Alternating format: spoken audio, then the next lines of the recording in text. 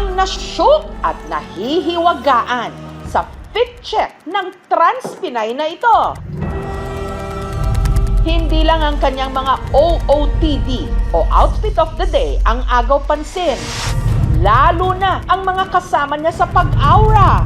Mga nagliliparang paniki. Pero hindi niya ito binubugaw. Ang mga paniki kasi kanya raw mga housemate. Ate, paborito mo bang pagkain dinuguan? Fit check sa umaga, lilipad mamayang gabi. Pwede ba akong bumisita dyan? Dadala ko maraming bawang. Sa dinami-rami ng pwedeng gawing pets, bats. Anong bet mong pet? Aso, ibon o pusa? Ibahin nyo ang alaga ng babaeng ito sa Rizal. Talagang exotic! Paniki! Ngi! Ba't ganon? Nakatira sa lumang bahay na ito sa Antipolo sa Rizal, ang ating bat whisperer, ang 22 anyos na si Ira. Kapag maliwanag pa, tahimik lang sa kwarto ni Ira. Pero pagkagat ng dilim, senyales na raw ito para tawagin ang kanyang roommates.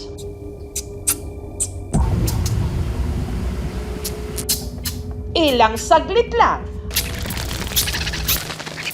4 na paniki agad ang pumasok sa kanyang kwarto mula sa butas ng dingding. Dito ang butas sila pumapasok. Dito din sila lumalabas.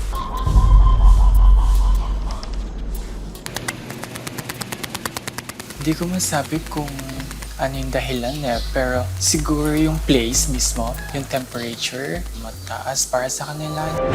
Kung ang iba, takot na baka sila'y dapuan o makalmot ng paniki. Si Ira, deadma. Maamo naman daw kasi ang mga ito. Hinahayaan ko lang. Hindi ako nagiging aggressive sa kanila. Never pa silang lumapit, pero hindi sila nadapo sa katawan. Never sila naging threat. Pumapasok sila sa senses ko. Isa-isa silang nafe-feel. Ang ilan sa kanyang bat besties, pinangalanan na rin ni Ira. Kagaya na lang ng isang ito, si Andy. Ayun siya,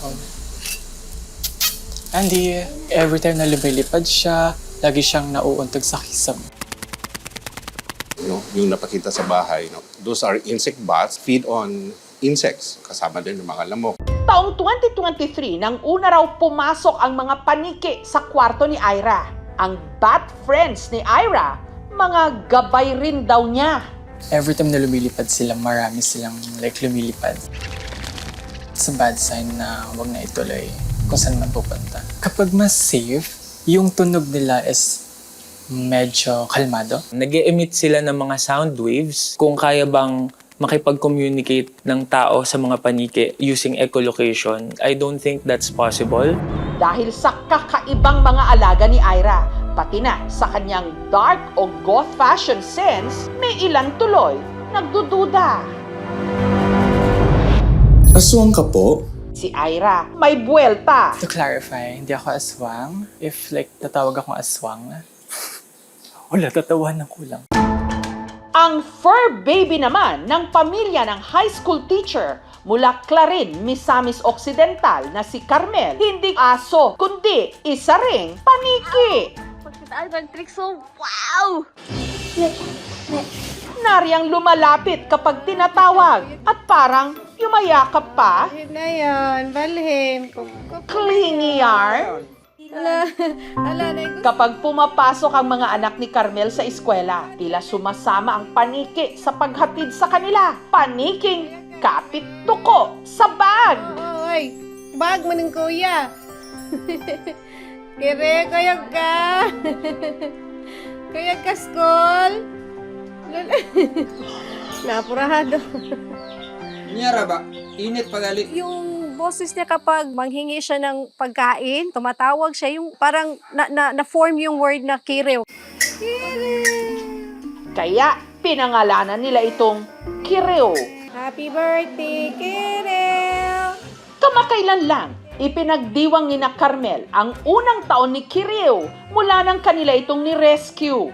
Mayo nitong nakaraang taon, nang nahulog daw sa bubungan ni na Carmel si Kiril. Galing po siya sa puno ng mangga, napagdesisyonan namin na kupkupin namin siya, baka mag-survive. Dahil nahirapan daw itong makalipad, kinupkup muna nila.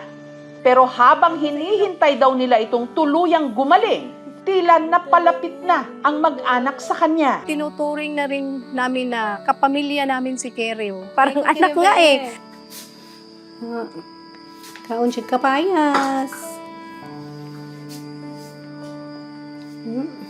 Gusto talaga niyang i-hug siya. Especially early in the morning, yung malamig ang panahon. Nanawag pa, nanawag. Gutom na ka? Dahil spoiled si Kiril, lumaki raw na seloso. Yung makikita niya na nakahag ako sa husband ko. Tapos nandun siya, parang ayaw niya siguro. Ay, pinapakain namin sa kanya. Mga fruits lang po talaga. Ibita siya. Oo. Sige, kaon. Yung pinaka-favorite niya actually, grapes. Mahal. Kiril. Ligo si Kiril. Dahil sa pag-aaruga ng mag-asawa, si Kiril sinlaki na ngayon ng pusa. Kapag i-spread mo talaga yung wings ni Kiril, aabot na yan ng 1 meter. Hindi na ito nakapagtataka. Si Kiril kasi isang flying fox. Flying fox from the genus na Pteropus. So ito yung mga malalaking mga paniki na ang kinakain ay mga prutas. Para naman daw mas mabilis na gumaling si Kiril, pinagawan siya ng sarili nitong bahay. Ito po yung bahay ni Kiril. Pinapagawa talaga ng husband ko para kay Kiril. Sali po, pasok po tayo. Kiril! Andito po si Kiril. Ito talaga yung yung kinakapitan niya. Oh, ito yun. Dito siya kumakapit. Diyan siya usually natutulog. Kaya tawago na.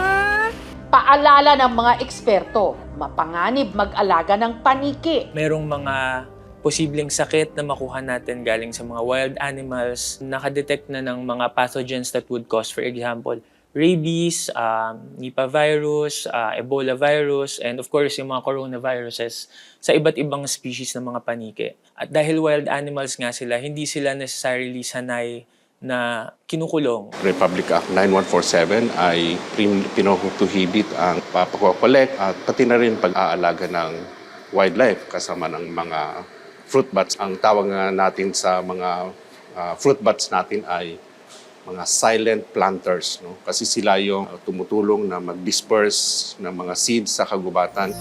Pero kahit napalapit na sa mag-anak si Kiril, batid nila na hindi ito pwedeng kupkupin habang buhay. Lupa na, Kiril! Ilang beses na nakawala si Kiril eh. Pero bumabalik. Na-feel siguro niya yung love. Na-feel siguro niya yung care. At na-feel siguro niya na yung belongingness dito sa pamilya namin. Siguro pag sinabi nila na may batas, oo nga, kung kukunin nila, okay lang din sa amin. Pero pakiusap lang talaga namin na huwag lang patayin si Kiril. Malulungkot na siguro kami doon. Ilang taon pa lang ang nakalilipas sa kasagsagan ng pandemya. Naging simbolo ng takot ang mga paniki dahil sila raw ang pinagmulan ng COVID-19. Alam naman ito ni na Ira at ni na Carmen. Pero para sa kanila, tao man o paniki o ano pang hayop, pare-pareho lang ang hinahanap. Ligtas na tahanan. Ikaw, Tati!